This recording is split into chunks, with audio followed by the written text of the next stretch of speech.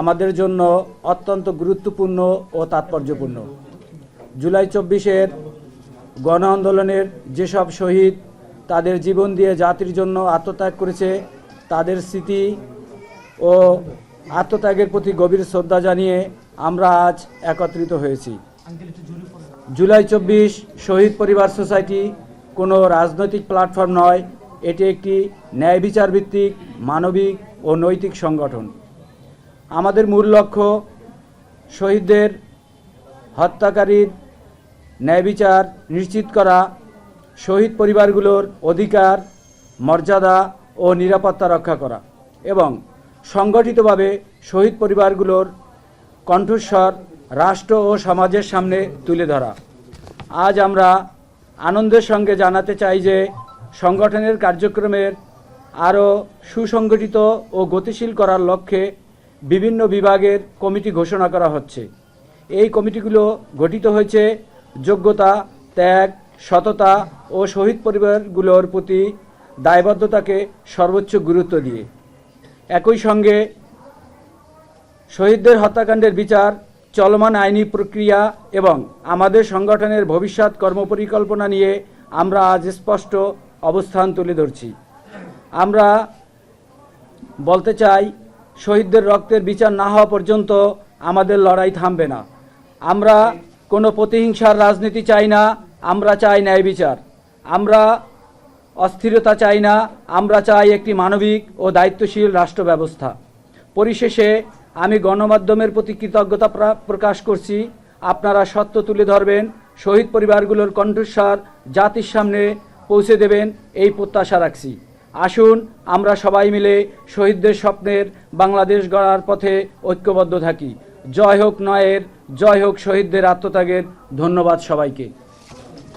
আসসালামু আলাইকুম। আমাদের আসলে আপনি যে কথা বলছেন, মীর মুগ্ধর ভাই স্নিগ্ধ হচ্ছে জুলাই ফাউন্ডেশনের সিও ছিল। তো সরকার থেকে যে 100 কত কোটি টাকা দিছিল, ওখান থেকে প্রত্যেক শহীদ পরিবারকে 5 লক্ষ টাকা করে দেওয়া হয়েছিল।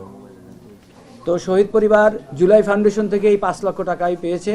যারা গেজেটভুক্ত আছে শহীদ পরিবার, তারা সবাই 5 লক্ষ টাকা করে পেয়েছে। না, তার বাইরে ফাউন্ডেশন থেকে আর কোনো আর্থিক সহায়তা কোনো শহীদ পরিবারকে এখনো পর্যন্ত দেওয়া হয়নি।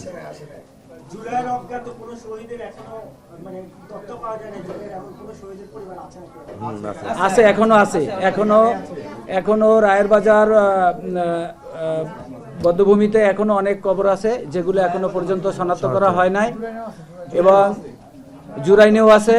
এবং আমরা চাচ্ছি যে আপনারা দীর্ঘক্ষণ আমাদের আলোচনা শুনছেন, তো সরকার আজকে আমাদের সন্তানদের রক্তের পরে বসে আজকে যাদেরকে উপদেষ্টা করা হয়েছে, তারা আজকে আমাদেরকেই চেনে না। আজকে দেখেন, এই অভ্যুত্থানে যাদের অবদান ছিল, এমন কাউকে উপদেষ্টা বানানো হয় নাই। এটাই হচ্ছে সবচেয়ে বড় ব্যর্থতা। আজকে আমাদেরকে পুঁজি করে, আমাদেরকে এই ছাত্র সমন্বয়করা এই শহীদ পরিবারগুলোকে বিক্রি করে তারা আজকে হাজারো কোটি টাকার মালিক হয়েছে, তারা রাজনৈতিক দল করেছে, তারা আজকে ফয়দা আঙ্গুল ফুরিয়ে কলা গাছ হয়েছে। অথচ শহীদ পরিবারের আমাদের ন্যায্য দাবি ছিল, আমরা সেই শুরু থেকেই 5ই আগস্টের পর থেকে বিভিন্নভাবে আমরা এই জুলাই 24 শহীদ পরিবার গঠন করার আগেও আমরা রাস্তায় বিভিন্নভাবে আমরা সরকারকে জানাতে সক্ষম হয়েছি যে আমরা আমাদের সন্তানদের হত্যাকারীর বিচার চাই। কিন্তু এই সরকার একটা অপদার্থ সরকার, এবং এই যে অপদার্থগুলি আজকে উপদেষ্টার চেয়ারে বসে আছে আমাদের সন্তানদের জন্য, তাদের কাছে তারা দেখেন তাদের ভিতরে নিম্নতম কোনো কৃতজ্ঞতাবোধ নাই।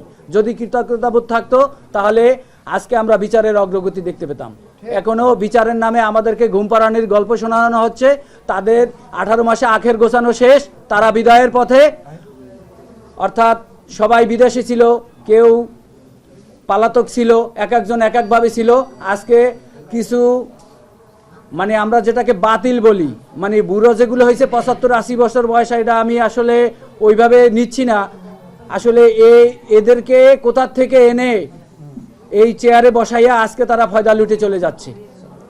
আজকে আমাদের অবস্থান কোথায় আপনারা যদি একটাবার আমরা চিন্তা করি যে আজকে আমাদের নিরাপত্তার জন্য আমরা আইনি সুরক্ষার জন্য বহুতবার মন্ত্রণালয়ে বলেছি যে আমাদের একটা আইনি সুরক্ষার ব্যবস্থা করেন, কিন্তু তারা করে নাই। এই সরকার ব্যর্থ হয়েছে, শহীদ পরিবার এবং আহত পরিবারকে আইনি সুরক্ষা দিতে ব্যর্থ হয়েছে, চিকিৎসা দিতে আহত পরিবারদেরকে ব্যর্থ হয়েছে।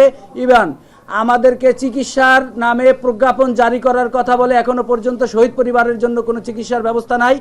তার বাস্তব প্রমাণ আপনারা হয়তো জানেন, আমি আগস্টের 19 তারিখে এই আইন উপদেষ্টা কুলাঙ্গার আসিফ নজরুলের পদত্যাগের জন্য আমি সচিবালয়ের সামনে হার্ট অ্যাটাক করেছিলাম। আমি এনআইসিবিটিতে ভর্তি ছিলাম। ডিজি ডাইরেক্ট বলেছে যে আপনাদের যে চিকিৎসা দিব, চিকিৎসা তো আপনাদের ঘোষণা আছে, আমাদের তো কিছু দেওয়া নাই, আপনি কি সরকারি সুযোগ সুবিধা দিব? আমাকে কিন্তু সাধারণ মানুষের মতো চিকিৎসা নিতে হয়েছে।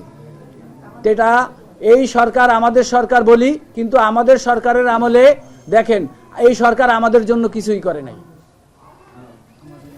যাই হোক, সরকারের তিনটা উপদেষ্টা, ছাত্র উপদেষ্টা, তাদের কথা ছিল যে জুলাইয়ের আকাঙ্ক্ষা এবং জুলাইয়ের ন্যায্যতা নিয়ে তারা কথা বলবে, তাহলে তারা উপদেষ্টা হয়েছে, তাদের ব্যাপারে আপনারা সুস্পষ্ট কথা বলবেন না কেন? না, আমরা তো তাদের ব্যাপারে আগেও আপনাদের কোনো কথা শুনতে পাইনি। তারপর থেকে আপনাদের মধ্যে কোনো ঝামেলা আছে? না, আমাদের ভিতর কি ঝামেলা আছে? আমাদের মধ্যে কোনো ঝামেলা নাই। আমাদের এই ছাত্র উপদেষ্টারা আমরা যে দাবি দয়া নিয়ে সরকারের কাছে অনেকবার উপদেষ্টা যারা ওরা যখন উপদেষ্টায় ছিল, নাহিদ ছিল, আসিফ ছিল, তখন আমরা তাদের কাছে আমাদের শহীদ পরিবারের বিভিন্ন দাবি দয়া নিয়ে গেছি। তারা আমাদের এই দাবি দয়ার বিপক্ষে অবস্থান করেছে। তারা বলছে শহীদ পরিবার যদি টাকা চায়, শহীদ পরিবার যদি এই আইন করতে চায়, তাহলে শহীদ পরিবারের এটা অসম্মান করা হবে। তারা আমাদের বিপক্ষে অবস্থান নিয়েছে, অথচ তাদের বেলায় তারা কিন্তু 16 আনা, তারা শহীদ পরিবার যাতে কিছু না পায় সে ব্যবস্থা তারা নিজেদের আখের গোছাইছে। আমরা প্রফেসর ইউনূস স্যারের কাছে আমরা গেছিলাম, যাওয়ার পরে আমরা 10টা দফার কথা সেখানে উল্লেখ করেছিলাম। তখন প্রধান উপদেষ্টা সার্জিসকে এবং নাহিদকে দেখাই দিছে, বলছে যে এইসব বিষয় নিয়ে নাহিদ আর সার্জিস আপনাদের সাথে কথা বলবে। তাহলে এবার আপনারা চিন্তা করেন দেশ কারা চালাইছে? কিছুই করে নাই তারা, আমাদের জন্য কিছুই করে নাই। পরবর্তীতে বলছে না, উপদেষ্টা বলছে এগুলা করা সম্ভব না। বিভিন্ন রকমের আমরা তাদের সাথে অনেকবার মিটিং করেছি, অনেকবার আমাদের আর্তনাদ, আমাদের কান্না, আমাদের ন্যায্য দাবি দেওয়ার কথা তাদেরকে জানাইছি, কিন্তু তারা তাদের স্বার্থের কথাই চিন্তা করছে। তারা আমাদের কথা কখনো চিন্তা করে নাই আর করে না। আমাদের ইভেন যখন আসিফ মাহমুদ এবং নাহিদ সরকারে ছিল, তারা যতদিন সরকারে ছিল তারা কোনোদিন আমাদের এই বিচার নিয়ে কোনোদিন তারা মুখ খোলে নাই। তারা যখন সরকার থেকে পদত্যাগ করে যখন সাধারণ মানুষের কাতারে এসেছে, তখন তারা বিচারের কথা বলেছে, গণকবরের কথা বলেছে। এখন হাদিকে আজকে জীবন দিতে হতো না, হাদিকে আজকে জীবন দিতে হতো না। তার প্রধান কারণ হচ্ছে এই সরকারের বিশ্বাসঘাতকতা। এই সরকার আমাদের সাথে বেইমানি করেছে, আমাদের সন্তানদের রক্তের সাথে বেইমানি করেছে। এই সরকার বিচার করতে ব্যর্থ হয়েছে, এই সরকার আসামি গ্রেপ্তার করতে ব্যর্থ হয়েছে। আমরা বারবার সরকারকে বলেছি যে আপনারা আসামি গ্রেপ্তার করুন। তারা আসামি গ্রেপ্তার করে নাই। তারা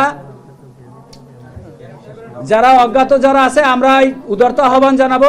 সরকার এখন যে কয়দিন আছে ক্ষমতায়, আমরা তাদেরকে উদারত আহ্বান জানাবো।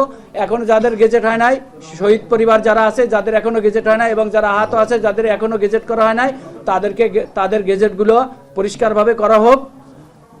এ হচ্ছে আমাদের কথা। তো যাই হোক, আমাদের সংবাদ সম্মেলন আজকের মতো এখানে সমাপ্ত ঘোষণা করব। আপনাদেরকে অসংখ্য ধন্যবাদ।